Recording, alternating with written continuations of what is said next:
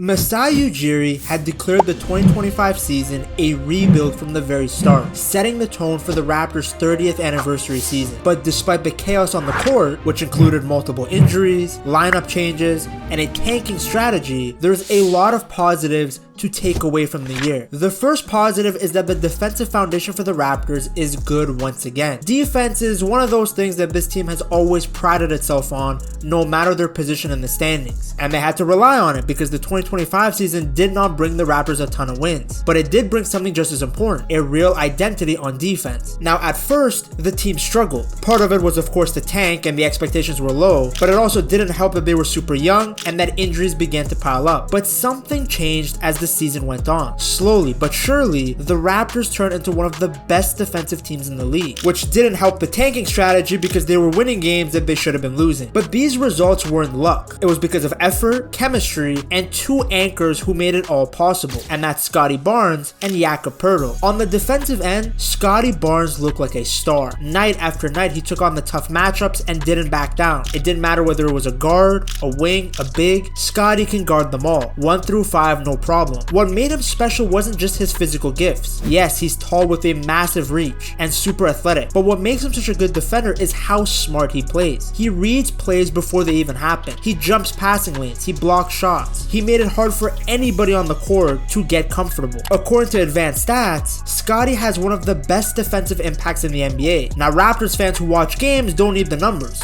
They saw it with their own eyes. But to those that don't follow the team, it's good to statistically be able to show just how good Scottie Barnes is on that end of the court. Because his offense gets a lot of criticism, but defensively he really is incredible. Now right behind him was Jakob Poeltl, holding down the paint like a true rim protector, like an anchor. His game isn't always flashy. He's not the most aesthetic player, but his presence matters. He rotates at the right times, he contests shots without fouling. Maybe Karl Anthony Towns should send him a text asking him for some advice, because that brother does not know how to contest without fouling. Poeltl also talks constantly, helping the young players know where to be. His size and timing changes games, and when he's on the floor, the Raptors defense is infinitely better. Together, Barnes and Poeltl give the team structure and confidence, and as a result, the rest of the roster follows their lead. Everyone buys in. The young players hustle. Rotations get sharper. No team gets easy buckets against the Toronto Raptors. Again, maybe the Knicks should take notes considering how many free baskets they gave to Siakam in the playoffs. When you play Toronto, it's like playing that guy at the YMCA that just goes at 110% every single play. They make you work for every point, and that effort showed up in the numbers. By the end of the 2025 season, the Raptors had one of the best defenses in the league since January, and I don't think this was just some honeymoon period or a lucky run of games. It was a real defensive foundation, and that's what gives Raptors fans hope, because when you build a strong defense, you build something that lasts. And in a league that is obsessed with scoring, with shooting the 3-ball and flashy dunks, Toronto leans into its defense, and that is their identity, the same one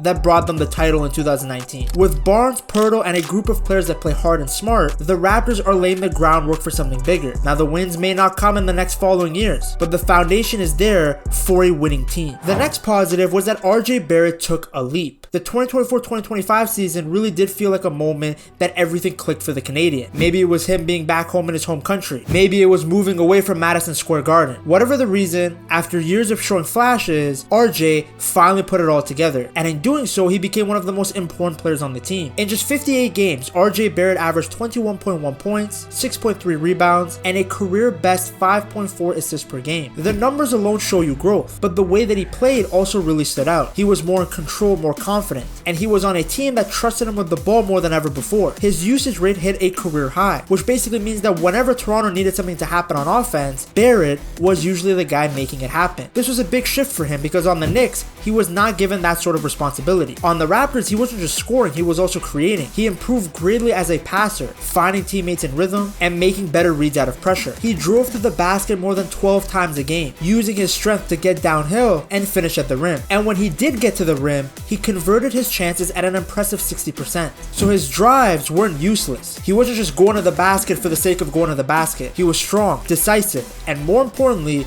efficient. Another big improvement in Barrett's game came in the pick and roll. When working with Jakob Poeltl, RJ became the Raptors' most effective ball handler in that action. He averaged over 1.09 points per possession, which is fantastic. It shows how smart and patient he's become in reading defenses. I mean, essentially when those guys are running a pick and roll, you're guaranteed at least a point. Sometimes he'd score it himself, other times he'd dish it to Poeltl. But either way, you were getting a good look when those two guys were running a play together. It's nice to have a player who you can give the ball to and always have confidence that he's going to create something good out of it. On top of playmaking, Barrett also improved tremendously as a shooter. His overall 3-point shooting was at 35%, but on catch and shoots, he was actually hitting 36.4% of them. Now that's a great sign to see because on this Raptors team, there are multiple ball handlers. RJ doesn't need the ball all the time, so it's good to see that he can space the floor and still make defenses pay, because that's the sign of a true elite player, someone who can cause damage both with and without the ball. Now, as I'm glazing him, let me just reiterate, the season wasn't perfect. There were still a lot of ups and downs. RJ Barrett improved a lot, but it's not like he's an all-star or an all-NBA talent just yet. But there were so many glimpses that showed that he has the potential to achieve all those accolades. And with Toronto bringing in Brandon Ingram, I'm very curious to see what Barrett's future looks like, because the two of those guys can cause a lot of damage. Now, how he plays, I'm not sure, because now they're going to have to share the ball handling. But either way, one thing is very clear. RJ Barrett has taken a leap. He's no longer just a solid player. He's becoming a star-level contributor. And if he keeps improving, the Raptors will have a serious decision to make. Not about whether he's good enough to keep, but whether they can afford to let someone like him go. Because RJ Barrett at his best is a player that can create something out of nothing. Positive number 3, the 2024 draft class was a win. This draft class wasn't just good, it might go down as the start of something special, because in a season focused on rebuilding, the Raptors only took a few big swings in the draft, because again, they didn't have lottery picks. But just a year later, those picks are starting to pay off. Here's the story of 5 young players who give Raptors fans real hope for the future. The first one is Ja'Kobe Walter. When the Raptors picked Walter with the 19th overall pick, they knew they had potential, but what they got was a player who could already win them games. In 52 games, he averaged 8.6 points, grabbed rebounds, made plays, and even hit big time shots. There was actually one moment that really made fans believe and have faith in Ja'Kobe Walter, and that was March 4th, 2025, when Walter drilled a game-winning 3-pointer with just 0.5 seconds left on the clock. Walter puts it up and in!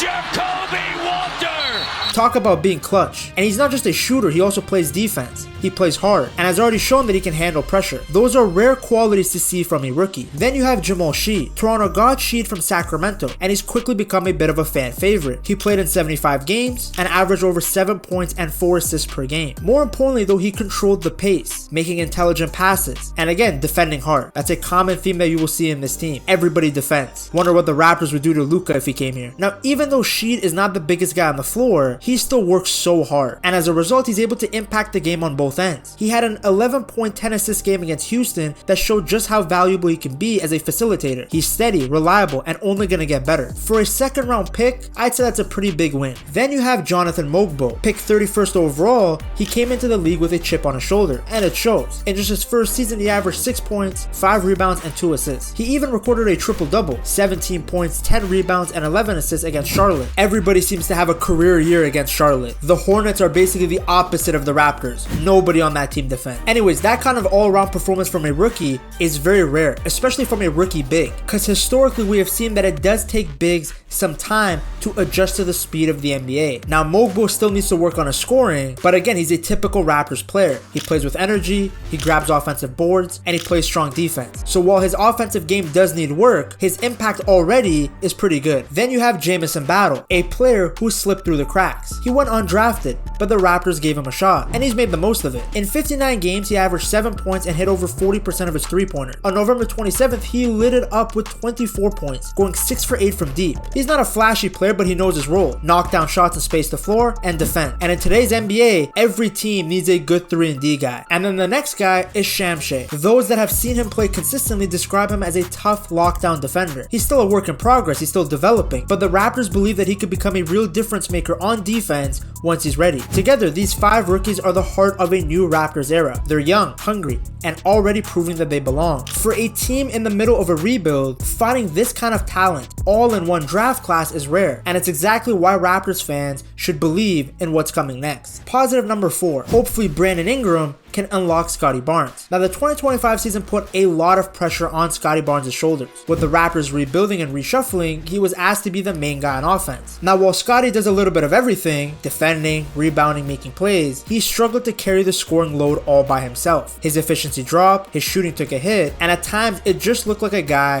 who was asked to do too much. But that's exactly where Brandon Ingram comes in. Now Ingram had a strong season on his own. He averaged over 22 points, 5 rebounds, and 5 assists while shooting nearly 37% from 3. This guy is a natural scorer. They don't call him baby KD for no reason. He's actually somebody that can create his own shot. He can run the offense and force defenses to actually focus on him. And for a player like Scottie Barnes, that changes everything. Because with Ingram on the floor, Barnes does not have to be the number one option every single night. Instead, he can go back to doing what he does best. Cutting to the basket, moving without the ball, making quick passes, and taking advantage of mismatches. Because when Barnes doesn't have to do it all, he becomes way more dangerous. But when he's playing off of somebody else who's very comfortable on the ball and very impactful, Barnes becomes so much more efficient, so much more confident. Now he doesn't have to force shots or rush decisions. And the Raptors' attack, it becomes more unpredictable. Because before, everybody knew the ball was going to Scottie. But now with a player like Ingram on the floor, the opposition has to decide who they're going to guard. And it's not just about spacing or shot opportunities. Ingram brings experience. Yes, he does look like he permanently spends time with Snoop Dogg, but he's been through playoff runs. He's played with stars, and he knows what it takes to be a top option. That kind of knowledge can be huge for Barnes, who's still growing into his role. Ingram can help guide him, not just on where the local cannabis stores are, but about how to find your spot, slow the game down, and make smart plays. Together, Ingram and Barnes could really become a good 1-2 punch. One of them can score from anywhere, while the other can do a little bit of everything. One draws the defense, the other finds the gaps. With them sharing the floor,